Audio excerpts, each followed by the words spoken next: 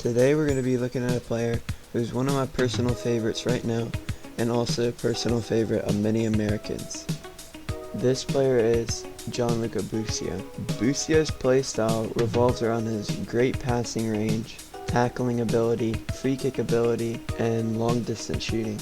Busio is able to play at the 6, at the 8, at the 10, and even up top as a number 9, sort of false 9 role, as he's done 2 times before for Sporting KC. Now, let's look at the positions he can play and the numbers he produced while playing in this position. In my personal opinion, I believe Busio is at his best at the 6, playing in a sort of deep-lying playmaker role, using his great range of passing and tackling to connect the team and dictate the tempo of play. The most recent match I can find of him playing this position would be in the USA's opening match of the Gold Cup versus Haiti. Busio was brought in to slow down the play and control the midfield to help the US hold on to their 1-0 lead versus Haiti, which I believe he did to excellent avail, with the USA containing that lead and ended up winning the game 1-0. Now, let's look at a game where Busio played in an 8 and a double pivot. This game will be the United States match against Martinique, where Busio picked up an assist and many other key stats, helping the USA to a 6-1 win.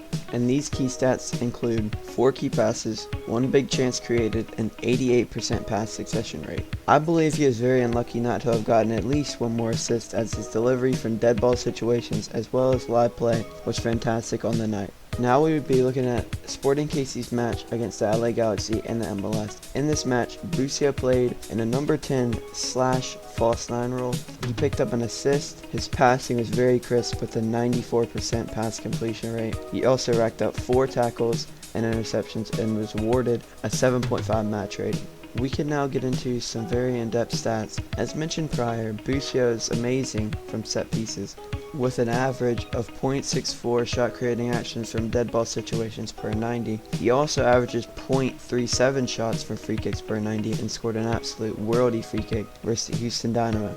So if you haven't seen it, I suggest you check it out.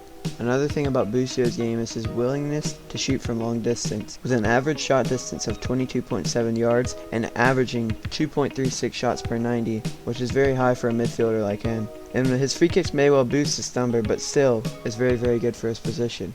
He is not only a great attacking outlet, he is also very solid defensively, with 22.2 pressures and 2.77 tackles per 90, which is what you want from a number 6 like him.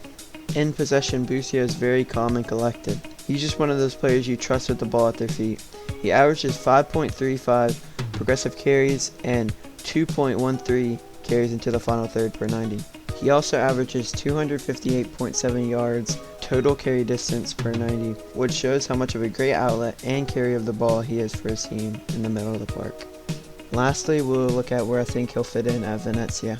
The transfer isn't 100% confirmed yet, but in the next few days it will probably be confirmed. From what I'm hearing, it's around a 4.1 million US dollar transfer fee, and I believe that's a very good price for a player as good and as young as him. In most of Venezia's matches last season, they played in a 4-3-3 system with Anthony Tagourdeau.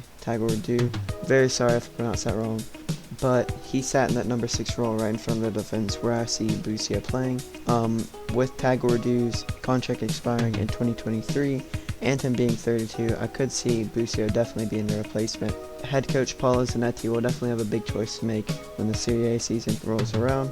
I do think it will take a little bit for Busio to warm up and adjust to the league, but I think once he does, I can see some big clubs being interested in him and being able to give Venezia some big money for him, which in that case I do see it being a great signing for Venezia and a great signing for Busio to get his exposure out there into Europe. And yeah, I just see it being a great signing overall. If you guys want me to make another video on Busio when he has a few games under his belt in Serie A, please let me know. But for now, make sure to like and subscribe if you enjoyed the video. Peace.